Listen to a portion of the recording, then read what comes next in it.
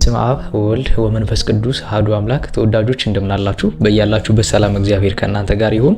ይህ ሰዋስው ሚዲያ ዩቲዩብ ቻናላችን ነው። እኔ ዲያቆን ሰዋስው ነኝ። በዚህ ዩቲዩብ ቻናላችን ላይ እንደሚታወቀው መንፈሳዊ ትምህርቶችን እንማማራለን። ለዩቲዩብ ቻናላችን አዲስ ከሆናችሁ ሰብስክራይብ በማድረግ ቤተሰብ ሁኑ።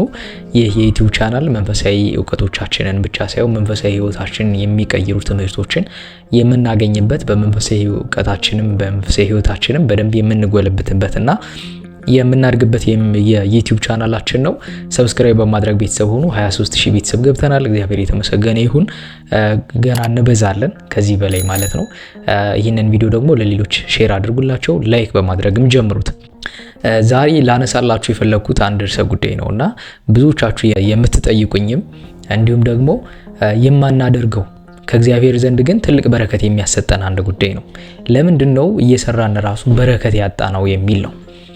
እንሰራለን፣ ገንዘብ እናገኛለን፣ ግን ገንዘብ አግኝተን በማግስቱ እጃችን ላይ አናገኘውም።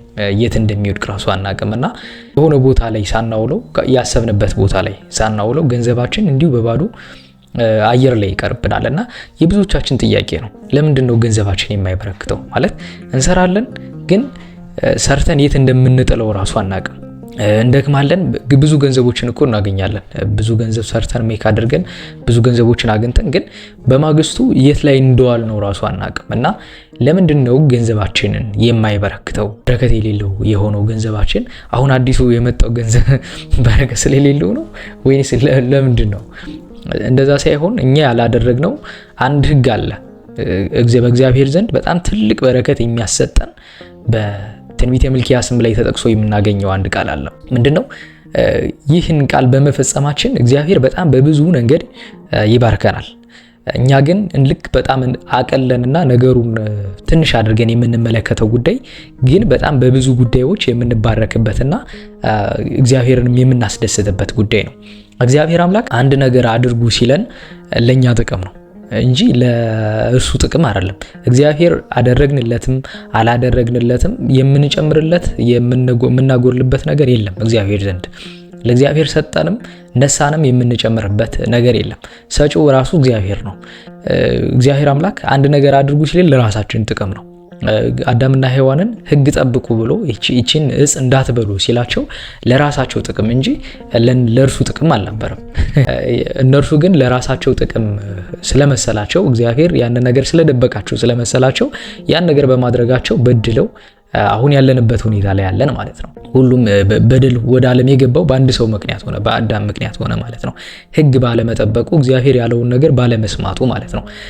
እኛም በዚህ ምድር ላይ አሁን እየሰራን እየኖርን ነው። ስጋዊ ነገሮች እንደክማለን፣ በመንፈሳዊ ነገሮችም ላይ እንደክማለን፣ ግን በረከት የለንም። እንሰራለን፣ እንደክማለን፣ ገንዘብ ሜክ እናረጋለን፣ እናገኛለን፣ ግን ገንዘቡ በራሱ በማግስቱ የት እንደምንጥለው አናውቅም።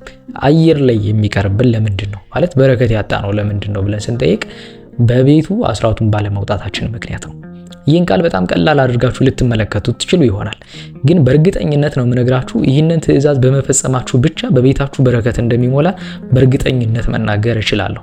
አስራት ከፍላችሁ በቤታችሁ ነገር ግን በረከት ባትጎበኙ እኔን ውሸታም በሉኝ። ይህን ያልኩት እኔ ሳልሆን እግዚአብሔር አምላካችን ነው። በትንቢተ ሚልክያስ ምዕራፍ 3 ከቁጥር 8 ላይ ምን ይላል? ሰው እግዚአብሔርን ይሰርቃልን ይላል፣ እናንተ ግን እኔ ይሰርቃችኋል ይላል። ምን ሰረቅን ካላችሁ ከሆነ ይላል አስራትና በኩራቱን በቤቴ ይሰርቃችኋል ይላል። አስራቱን ለቤቴ መብል እንዲሆን አስራቱን በጎተራ አግቡ ይላል። የሰማይንም መስኮት ባልከፍትላችሁ፣ በበረከትም ባልጎበኛችሁ፣ በበረከትንም ባላትረፈርፍላችሁ ፈትኑኝ ይላል የሰራዊት ጌታ እግዚአብሔር ይላል። ይህን ቃል በጣም እንደ ቀላል አድርጋችሁ ልትመለከቱት ትችሉ ይሆናል። በእርግጠኝነት ግን በህይወቴ ተግብሬው በጣም ብዙ ነገሮችን የቀየረልኝ አንድ ነገር ቢኖር አስራት በኩራትን ማውጣት ነው። ደሞዛችሁ እንደገባ ወዲያውኑ መክፈል። በጣም ብዙዎቻችን የምንቸገረው ምንድነው? አስራት ለምንድን ነው የምንከፍለው? ቫልዩ ምንድነው ካለን በእርግጠኝነት ምነግራችሁ ለእግዚአብሔር እየሰጣችሁ እንዳይመስላችሁ፣ ለራሳችን ጥቅም ነው። በረከት ያጣ ነው ለምንድን ነው? ሌቦች ስለሆንን ነው። የመጀመሪያው ለምን? ከእግዚአብሔር እየሰረቅን ስለሆነ። እናንተ ከእግዚአብሔር ሰርቃችኋል ይላል። ማን? የሰራዊት ጌታ እግዚአብሔር ሰርቃችኋል እያለ ነው በትንቢተ ሚልክያስ ላይ ማለት ነው። ስለዚህ እኛ ሌቦች ነን። በመስረቃችን ምክንያት ከእግዚአብሔር በመስረቃችን ምክንያት በረከት አጣናል ማለት ነው። ለምን? ሰጪው እግዚአብሔር ነው። ለእግዚአብሔር የምንጨምርለት የምንቀንስለት ነገር የለም። ምክንያቱም እሱ ባለጸጋ ነው፣ የሁሉ ባለቤት ነው፣ ሁሉን ማድረግ የሚችል አምላክ ነው። ግን አስራት በኩራት አውጡ ሲለን ለራሳችን ጥቅም እንጂ ለኛ ጥቅም አይደለም። ለምን አስራቱን በቤት ያውጡትና በበረከት ባልጎበኛችሁ በረከትን ባላትረፈልፋችሁ ፈትኑኝ ይላል የሰራዊት ጌታ እግዚአብሔር ነው የሚለው። ለምን በረከትን እሰጣችኋለሁ አስራቱን አውጡ እየተባልን እኛ ወርቅ ተነጥፎልን ሳንቲም እየፈለግን ነው የምንገኘው ማለት ነው። እንደዛ ማለት ነው። እግዚአብሔር አምላክ አንድ ነገር አድርጉ ሲለን ለራሳችን ጥቅም እንጂ ለኛ ጥቅም አይደለም። ብዙዎቻችን በረከት ያጣንበት ትልቁ ጉዳይ በጣም ትንሽ ሕግ ያልፈጸምናት ግን በጣም በረከት የምታሰጠን ሌባ ስለሆነን ነው። አስራቱን በቤቱ ስላላወጣን ነው። በእርግጠኝነት ነው የምነግራችሁ፣ አስራት በኩራት አውጥታችሁ በቤታችሁ በረከት ካልተትረፈረፈ እኔን ውሸታም በሉኝ። እኔ አይደለሁም ያልኩት፣ መጽሐፍ ቅዱስ በራሱ በትንቢተ ሚልክያስ እግዚአብሔር ያለውን ይጠቅሳል ማለት ነው። ሚልክያስ ራሱ ነብዩ ሚልክያስ ራሱ አይደለም ያለው፣ ፈትኑኝ ይላል የሰራዊት ጌታ እግዚአብሔር ነው የሚለው። እግዚአብሔር አለ ብሎ ነው የተናገረው።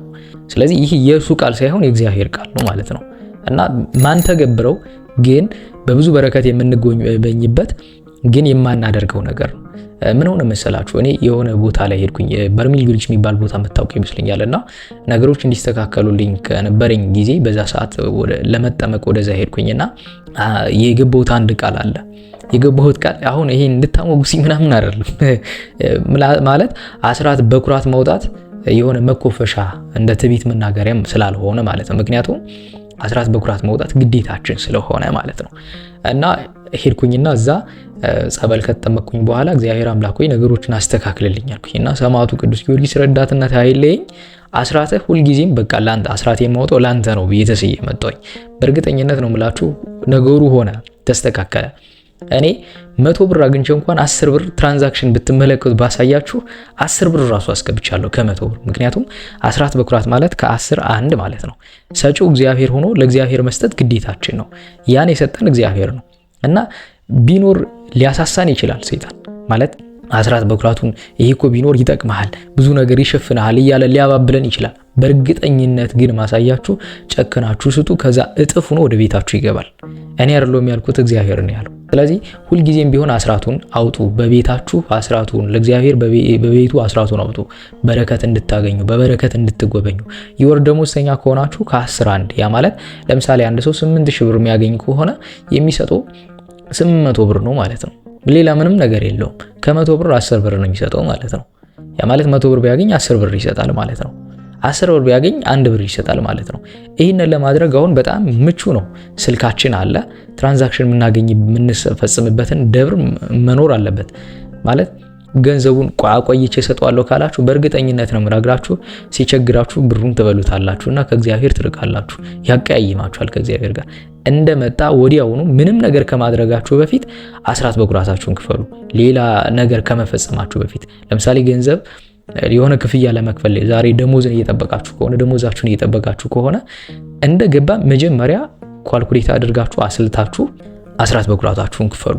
ከዛ በኋላ ሌሎች ነገሮች አድርጉ። በእርግጠኝነት ነው የምነግራችሁ ያን ቀሪ ብር ካወጣችሁት በላይ ተትረፍርፎ ነገሮችን ይሸፍንላችኋል። በእርግጠኝነት ነው የምነግራችሁ። ይሄን እኔ ራሴ ተግብሬው ስለጠቀመኝ ነው ላጋራችሁ የፈለኩትና ሰጪው እግዚአብሔር ነው፣ የሁሉ አስገኝ እግዚአብሔር ነው።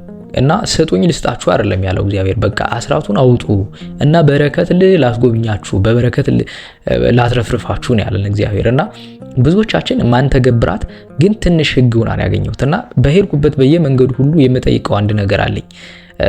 ለምሳሌ በባጃጅም ቢሄድ በታክሲም ቢሄድ ሰዎችን እጠይቃለሁ በገባውበት ሰዓትና አስራት በኩራት ታወጣላችሁ ወይ ብዬ እጠይቃለሁ። ምንድነው አስራት የሚለኝ ሰው አለ፣ የማያውቅ ሰው ማለት ነው። ለዛ ሰው አስረድቼው አስራት በኩራት እንዲከፍል አድርጓለሁና ብዙዎች በእርግጠኝነት ነው የምላችሁ ደውለውልኝ ያውቃሉ። በጣም በብዙ ተባርከው ማለት ነው። ለምን ትንሽ ሕግ ናት፣ ግን በብዙ ከእግዚአብሔር ጋር የሚያገናኘን ነው። የእግዚአብሔርን ሕግ መጠበቅ በራሱ ያስከብረናል። ለእግዚአብሔርን ሕግ በመጠበቃችን እንከበራለን እንጂ አንናክስም። ያመፀኛን ብር አመፀኛ ነው የሚበለው። ገንዘባችሁን ለእግዚአብሔር ባትከፍሉ አስራቱን በቤቱ ባትወጡ በእርግጠኝነት ያው ያመጻችሁበት ስፍር ስለሆነ አመፀኛ ጋር ይሄዳል ማለት ነው፣ ይበተንባችኋል። በቃ እንደዛ ነው የሚሆነው። በእርግጠኝነት ነው የምነግራችሁ ይሄንንና ዛሬ ልነግራችሁ የፈለኩት የአስራት በኩራትን ጥቅም ነው። በቤታችሁ በረከት እንዲትረፈረፍላችሁ የምትፈልጉ ከሆነ እናንተም በራሱ ከእግዚአብሔር እንድትባረኩ የምትፈልጉ ከሆነ አስራት በኩራቱን በቤቱ ለእግዚአብሔር አውጡ። በእርግጠኝነት እግዚአብሔር አምላክ በብዙ ነገር ይባርካችኋል። ትንሽ ነው ግን በብዙ ትባረካላችሁ። ከምታገኙት አሁን እኮ የቆየው ብር ራሱ እኮ ስታስቡት ብዙ ነገር የሚሸፍንላችሁ መስሎ ሊሰማችሁ ይችላል። በእርግጠኝነት ነው የምነግራችሁ፣ ብዙ ነገር አይሸፍንላችሁም። ያ የሰይጣን ማባበያ ነው እንጂ የሚጠቅማችሁ ነገር አይደለም። ከ100 ብር 10 ብር አውጥታችሁ ምንም አትሆኑም። ለምሳሌ 100 ብር አግኝታችሁ ወዲያውኑ ምን ላድርግበት አሁን 10 ብር እንዴት እሰጣለሁ ካላችሁ አውጣችሁ ለነዳይ ስጡ። ለምታገኙት መጽውቱት። በቃ አስራት አወጣችሁ። አስራት በኩራት የሚያስፈልጋችሁ አሉ። ለድሆች መስጠት ያስፈልጋል። አስራታችን ለድሆች ለቤተክርስቲያን ብቻ ሳይሆን ለድሆችም መመጽወት ያስፈልጋል። አስራት እሱ ነው የሚያስፈልገው ማለት ነው። ብዙ ካህናት ብዙ የገጠር አብያተ ክርስቲያናት አስራት ባለመውጣቱ ምክንያት ማስቀደሻ ጧፍ፣ ማስቀደሻ መብራት አጠው ቅዳሴ የሚተጓጎልበት ጊዜ አለ። ገጠር አብያተ ክርስቲያናት ፈልጋችሁ መስጠት ያስፈልጋል። አስራታችሁን አውጡ። በእርግጠኝነት ነው የምነግራችሁ። ይህንን አድርጋችሁ እግዚአብሔር ባይባርካችሁ እኔን ውሸታም በሉኝ። እኔ አይደለሁም ያልኩት። እንግዲህ ትንቢተ ሚልክያስ ላይ መጽሐፍ ቅዱስ ምዕራፍ 3 ትንቢተ ሚልክያስ ምዕራፍ 3 ከቁጥር 8 ላይ ቃል በቃል ማንበብ ትችላላችሁ። አስራቱን በኩራቱን በቤታችሁ አውጡ። አስራት ማለት ከ10 አንድ፣ በኩር ማለት ደግሞ የስራችሁን መጀመሪያ ማለት ነው። ስለዚህ ከምናገኘው 10% መውጣት ማንን ይቸግራል? 100 ብር አግኝቶ 10 ብር መስጠት ለእግዚአብሔር፣ ለዛውም ለሰጪው እኮ መስጠት። እግዚአብሔር እኮ በጣም ቸር አምላክ እኮ ነው በእውነቱ። ሰጥቶ እንደገና ደግሞ ስጡኝ ማለት በቃ አውጡ ማለት ምን ማለት ነው? በጣም የሚገርም ነገር እኮ ነው። ይህ እኮ የሚያየው የእግዚአብሔርን ቸርነት እኮ ነው የሚያሳየውና አስራት በኩራት የበረከት ምንጭ ነው። ሰዎች ያልተረዱት ግን በብዙ የምትባረኩበት አንደኛው ነገር የእግዚአብሔርን ሕግ መጠበቅ ያስከብራል፣ እንድትባረኩ ያደርጋችኋልና አስራት በኩራታችሁን በቤታችሁ አውጡ፣ በበረከት ትጎበኛላችሁ። ይህንን መልእክት ለማስተላለፍ ነው ዛሬ የመጣሁት። አቤቱ የሰራዊት ጌታ እግዚአብሔር አምላካችን ከጅማሬ እስከ ፍጻሜ አብረን ስለቆየ እናመሰግናለን። አቤቱ ቅዱስ እግዚአብሔር አምላካችን በአንድ ልጅ በጌታችን በአምላካችን በመድኃኒታችን በኢየሱስ ክርስቶስ በእርሱ ያለ ጸንክ ብላንተ ይገባል። ከእርሱም ጋራ ከመንፈስ ቅዱስም ጋራ ትክክል የሚሆን ዛሬም ዘወትርም ለዘላለሙ አሜን። ይቆየን። እግዚአብሔር አምላክ ልቦና ይስጠን።